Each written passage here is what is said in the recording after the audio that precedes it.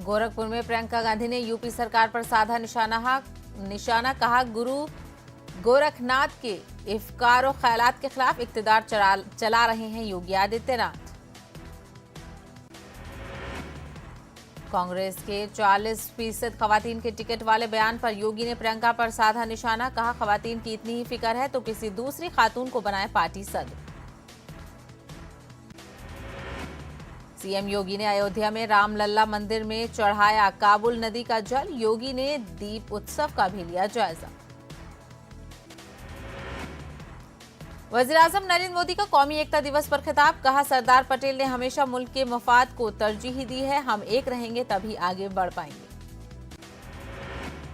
वज़ीर दाखिला अमित शाह ने पेश किया खराज अकीदत, गुजरात में स्टैच्यू ऑफ यूनिटी पर सरदार वल्लभ भाई पटेल को पेश किया खराज अकीदत। महाराष्ट्र के वजीर नवाब मलिक ने सरदार पटेल और इंदिरा गांधी को पेश किया खराज अकीदत, मंत्रालय में दोनों रहनुमाओं की तस्वीर पर नजर किए गए फूल। देहरादून में पेश आया दर्दनाक सड़क हादसे में कम से कम 13 अफराद हलाक, देहरादून के डीएम राजेश कुमार का बयान, महलूकीन के अहले खाना और जख्मियों को माली मदद दी जाएगी। केरला और मगरबी बंगाल की राज्यसभा की 2 सीटों और महाराष्ट्र कानून साज काउंसिल की 1 सीट के लिए जिमनी इंतखाबात के साथ ही आंध्र प्रदेश की 3 और तेलंगाना कानून साज काउंसिल की 6 नशिस्तों के लिए 2 साला इंतखाबात 19 नवंबर को होंगे। इंतखाबात का नोटिफिकेशन 9 नवंबर को जारी किया जाएगा। मरकजी वजीर बराए अक़लियती उमूर मुख्तार अब्बास नकवी आज करेंगे सफर हज 2022 का ऐलान, मुंबई हज हाउस में आज सुबह 11:30 बजे होगा प्रोग्राम का इनेकाद। साबिक वज़ीर-ए-आज़म इंदिरा गांधी की बरसी तो सरदार वल्लभ भाई पटेल की मनाई गई जयंती, मुल्क भर में मुख्तलिफ तक़रीबात का इनेकाद, सदर जमहूरिया और वज़ीर-ए-आज़म समेत लोगों ने पेश किया खराज अक़ीदत।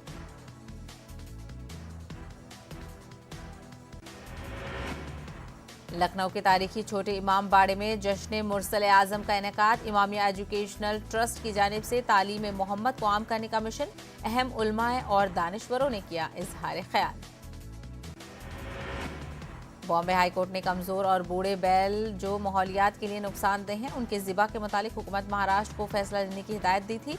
इस सिलसिले में बॉम्बे हाईकोर्ट में पिटीशन दायर करने वाली अल कुरैश ह्यूमन वेलफेयर तंजीम ने एक वफ्द ने गुज़िश्ता दिनों एनसीपी सुप्रीमो शरद पवार से मुलाकात भी की थी।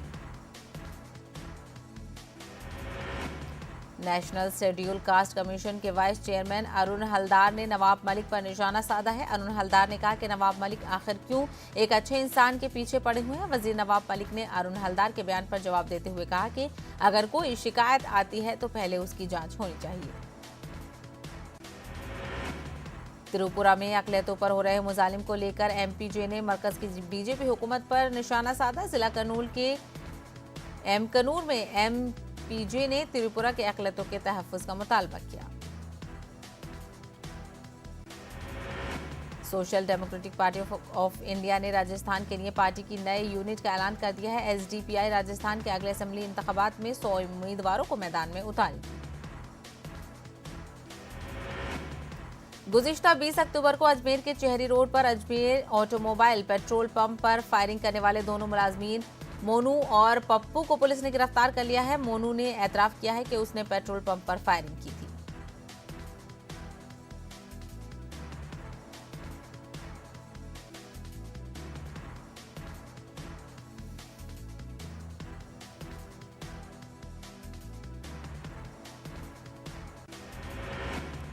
कर्नाटक के रायचूर में समाजी कारकुनों ने शहर के आश्रिया कॉलोनी में वाकई government Urdu medium higher primary school की कमांड वॉल तामीर कराने का मुतालबा किया है।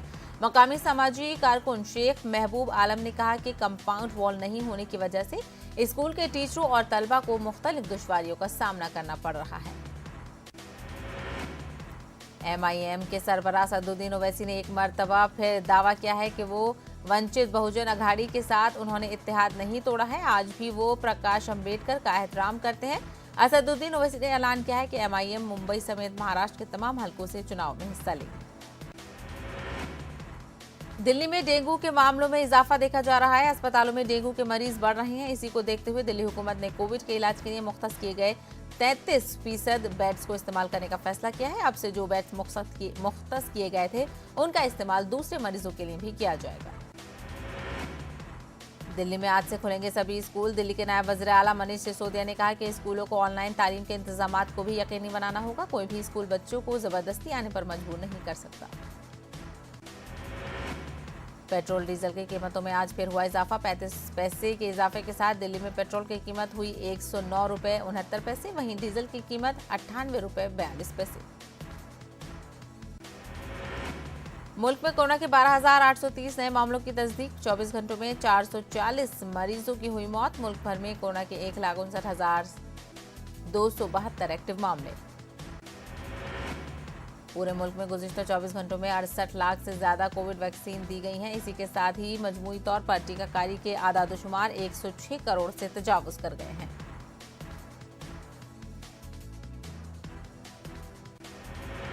मरकजी वजारत सेहत और खानदानी बहबूद के मुताबिक गुज़िश्ता 24 घंटों में मुल्क भर में 68,04,804 लोगों को कोरोना का टीका लगाया गया है, जबकि वहीं गुज़िश्ता 24 घंटों के दौरान मुल्क भर में 12,830 नए कोरोना के मरीज सामने आए हैं।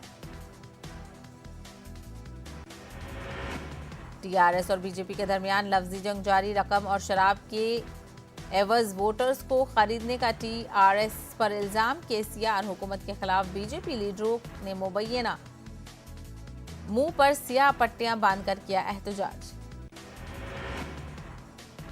तेलंगाना में एमएलए कोटा के एमएलसी इंतखाबात को मरकजी इलेक्शन कमीशन ने दिखाई हरी झंडी। 29 नवंबर को कौंसिल की 6 नशिस्तों के लिए होगी वोटिंग। इसी दिन होगा नतायज का ऐलान। तेलंगाना में कोरोना वायरस के 168 नए मामले दर्ज। रियासत के 5 अजला में कोरोना का एक भी केस दर्ज नहीं। पिछले 24 घंटों में 191 अफराद सेहतियाबी के बाद अस्पताल से डिस्चार्ज। विजयवाड़ा में महकमा पुलिस की जानिब से रन फॉर यूनिटी का एहतमाम किया गया। जिला एसपी ने रन को दिखाई हरी झंडी। यकजहती के साथ जिंदगी गुजारने की आवाम से की अपील।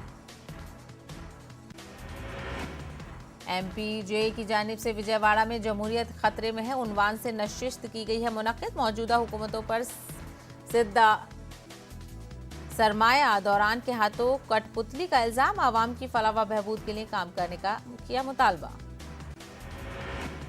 आंध्र प्रदेश में कोरोना वायरस के 385 नए मामले दर्ज। पिछले 24 घंटों में 4 मरीजों की हुई मौत। 675 अफराद सेहतियाबी के बाद अस्पताल से हुए डिस्चार्ज।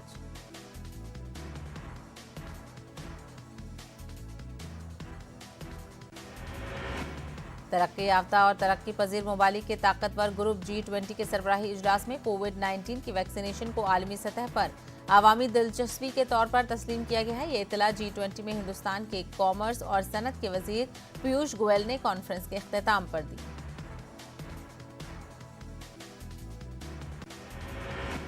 G20 ममालिक के रहनुमाओं ने तरक्की पजीर ममालिक को कोविड वैक्सीन और जरूरी तिब्बी सामान की सप्लाई बढ़ाने के लिए इकदाम करने पर इत्तेफाक किया है। वज़ीर-ए-आज़म नरेंद्र मोदी ने इतवार को रोम में G20 सरबराही इजलास के मौके पर जर्मन चांसलर एंजेला मर्केल से मुलाकात की और दोनों ममालिक के दरमियान दो तरफा ताल्लुकात पर तफसीली तबादला ख्याल हुआ। वज़ीर-ए-आज़म के दफ्तर ने एक ट्वीट में कहा है कि वज़ीर-ए-आज़म नरेंद्र मोदी और जर्मन चांसलर एंजेला मर्केल ने रोम में G20 ग्रुप के सरबराही इजलास के मौके पर मुलाकात की। सदर रजब तैयब अर्दोगान ने अमरीकी सदर जो बाइडन के हमरा बाहमी ताल्लुकात के फरोग के लिए मुश्तरका बयान दिया और मुश्तरका ढांचे के क़याम पर इत्तफाक राय किया गया। सदारती शोबे इत्तलात के मुताबिक दोनों सदर ने रोम में G20 इजलास के दौरान मुलाकात की। तालिबान के लीडर मुल्ला बैतुल्ला ने कंधार में एक अवामी इज्तिमा में शिरकत की। खबर के मुताबिक तालिबान हुक्काम ने बताया है कि मुल्ला बैतुल्ला खुनजादा ने कंधार में मदरसा दारुल उलूम हकीमिया के इज्तिमा में शिरकत की। यमन अदन हवाई अड्डे पर हमले में 12 अफराद हलाक। यमनी वजीर इत्तलात का कहना था कि अदन हवाई अड्डे के करीब धमाका हुआ है, जिसके नतीजे में 12 शहरी जाँ बहक हुए हैं और मुतादिद अफराद शदीद जख्मी हुए हैं। दुनिया में अब तक कोरोना से 24,67,24,000 से ज्यादा लोग हो चुके हैं मुतासिर। 50 लाख से ज्यादा अब तक हो चुकी है हलाकत।